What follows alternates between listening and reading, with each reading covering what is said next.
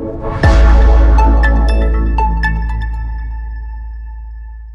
is an incredible time to be a researcher because so many different companies from all kinds of industries finally are understanding the importance of engaging with our customers. And it feels like every week there's a new tool or product out there that's offering to help with some part of the research process. This should be a signal to all of us that our practice, the core of what we do, is valued and valuable. But as I talk to many folks across the industry, I worry about the future of our practice because so many of those conversations focus on the outcomes of our work and not the processes by which we make research possible. So for this talk, I want to invite you to let me redefine what it is to be a researcher and then share 3 important perspective shifts I think we need to make so that we can deliver upon the full value of our practice. Now, instead of just reading a dictionary definition of researcher to you, I want to ask you to trust me that I've read a bunch of dictionaries and looked at a lot of different definitions. The one that I love the most is this: rigorous curiosity. It means that researchers are people who are curious professionally. And I like this definition for a number of reasons, but one of my favorite is that neuroscientists at Harvard have argued that curiosity is actually an innate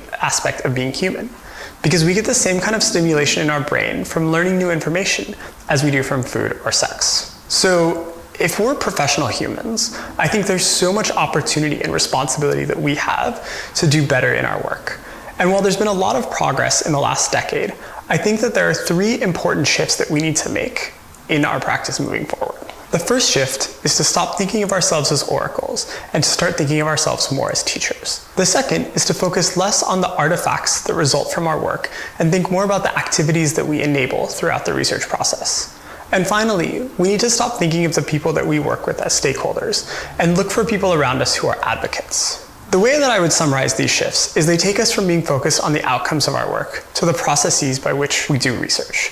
And this is important because it's less about what comes out of the research process and more about what we enable. And I think this matters because research at its best is infrastructure. It's a core way of operating, and it's an important part of every business. So I want to spend some time to talk through each of these shifts, what they mean, and how to apply them in your own practice.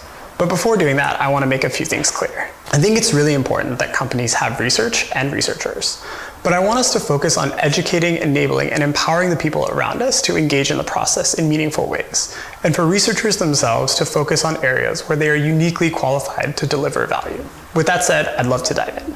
The first shift that I want to talk about is moving away from being oracles and moving towards thinking of ourselves as teachers. And this is important because so many researchers I talk to think it's their job to have all the answers or to totally understand their customers' behavior. And while it is important for us to understand our customers, I think that we need to take a more holistic view and accept that it's our job to help the people we work with learn. And there are multiple different ways that we can engage with them to do that. Another thing that's important to think about is this isn't just aspirational, it's pragmatic. I know for the companies that I've worked at, and I imagine for many of you, the number of researchers is far outnumbered by the people who interact with customers. And so instead of us trying to be in every conversation with a customer or focusing on touching every feature, we can be more optimistic and look at all of those people as researchers in training, or people who are curious, but just need us to help them apply a bit more rigor in their work. And I imagine many of us have had this experience where we've seen a survey go out to a customer that wasn't sent from the research team, and it asks pretty much the same question in 2 different ways, one using a 4-point scale and one using a 5-point scale. Or we've been in a meeting where someone asks only leading questions to a customer. And this isn't because people are trying to do poor research, it's just because they probably don't know any better. And I imagine that if many of you asked to help, the people would be super happy to take you up on that. I had a great experience applying this kind of thinking at Slack while working with our customer success team. These are people who support our paid accounts and often help with things like rolling out Slack for the first time or coming on site to do training. We realized that many of them were asking the same kinds of questions of their customers, but often doing so with different wording or different scales. And so we worked with them to audit all of their existing surveys and touch points and identify where we could be the most beneficial. We identified a number of places where we could build standard survey templates and then built an additional survey question bank. We did all of this in Qualtrics and built training up so that everyone in the customer success team could successfully onboard to Qualtrics and use that with their customers. This ended up being a large effort, but it was hugely beneficial on all sides because the customer success team was able to be curious in more rigorous ways, and the research team got more standardized and comparable data across all of our customers. We didn't try to tell them that what they were doing was wrong. We simply tried to take our own skills and perspective and make the things that they were doing better. So, how can you apply this in your own work? First, it's important to remember that your job is not to have all the answers, but to help your team and your company make better decisions. The second is to look for areas where you're seeing the seeds of curiosity and find out ways to help them grow and bloom in more rigorous ways. And third, think about how you can encourage people around you to be more rigorous in their own curiosity. Now I want to talk about the second shift, and that's where you move away from focusing on the artifacts that you create as a result of your work to the activities that you make possible across your organization. In the first shift, we talked about how you were educating the people you work with about the research process, and how you have a group of curious individuals who are craving more rigor in their work. The next step is to enable them to participate in more research activities.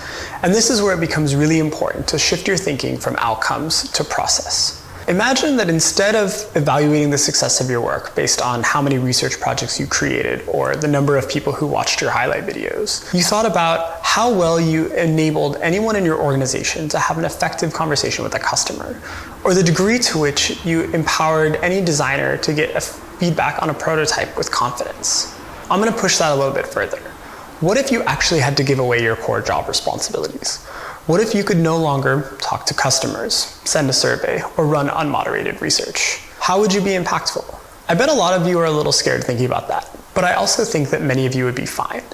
Now, you're not going to do that, but you could, and you should probably do a little bit about that. Like a good teacher, it's important to know when to simply answer your students' questions and when to push them to find the answers within themselves. Now, like us at Slack, I imagine that many of you get a lot more questions and requests for research than you have the ability to take on.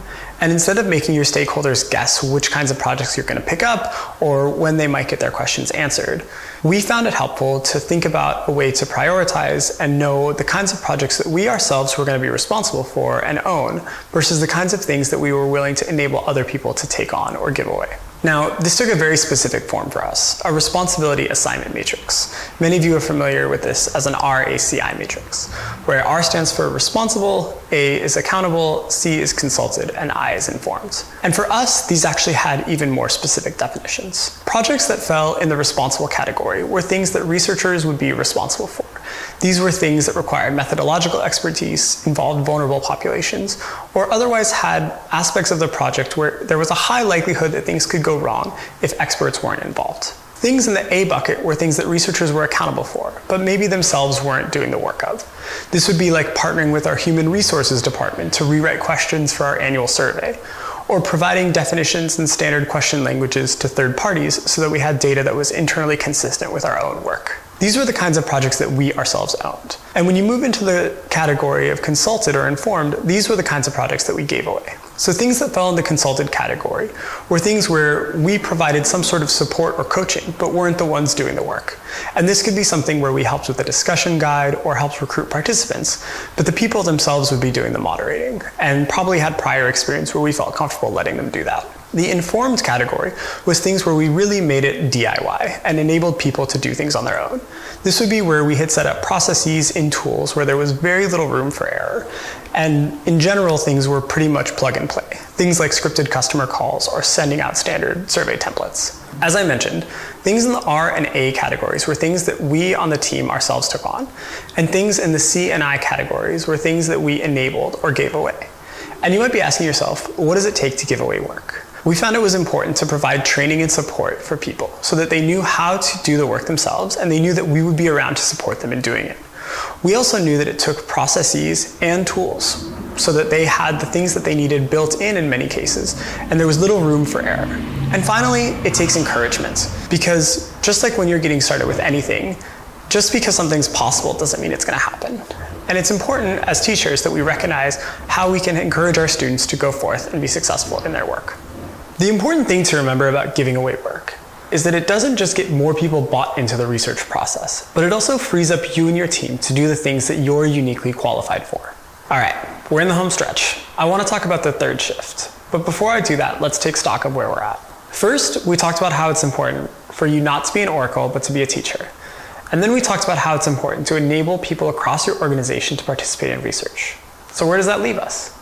Well, the result, at least over time, is that you'll be working with people less like their stakeholders and more like their advocates. And I want to define what I mean by those two different roles. A stakeholder is someone that you do work for, and then it stops. An advocate is someone that you do work for, who's then able to amplify that work in spaces that you're not present. So just like you're not going to be in every customer conversation, you can't be in every meeting. And what you want is to find people who are going to be a champion of you and your work the same way that you are a champion of the customer. And here's a little diagram to help illustrate what I mean by that. So now you're probably wondering, how do I figure out who these advocates are and how do I build them? Well, the first question you should ask yourself is, who is already a champion of your work? Who are the people that are excited about research in your organization? And then from there, think about which of those people can you help? Who do you have the skills and the abilities to deliver value for? For them, think about who are good consumers and producers of research, who understands what you're doing and is willing to be an active participant in the process. And finally, where is there going to be a value exchange on both sides? Going back to my story about the customer success team at Slack, think about similar examples where you and your organization can find people whose work that you can make better, where both of you and your customers are going to benefit.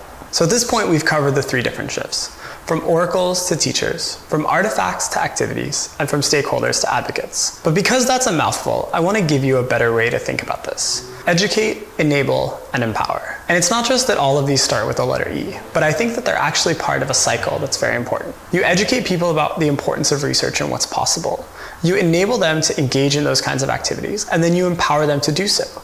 And this process creates advocates, which can help amplify your impact across the company and get more people involved in this. And so the cycle continues. And now I know that a lot of you are looking at me and saying, yeah, Behzod, that sounds pretty good, but it's just not going to work at my company. And so I want to provide you with 2 different options to think about at very different ends of the spectrum. Let's imagine that in option 1, you can actually hire all the researchers you need to do all of your work forever. And in option 2, your team size is going to stay exactly where it is, and you get to hire no new people.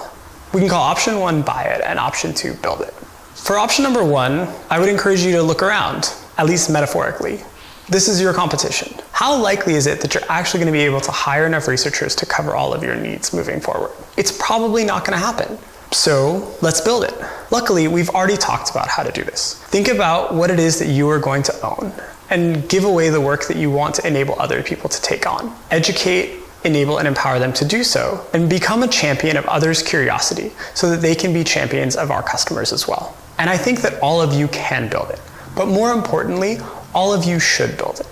Not just for yourselves, but for your teams and your customers. Now that I've said all this, I want to be clear that I'm actually really optimistic about the future of our practice. All of you are wildly talented individuals, and I think that we have a great future ahead of us. So before I go, I want to remind you of just one thing. You are not your research report. Thank you.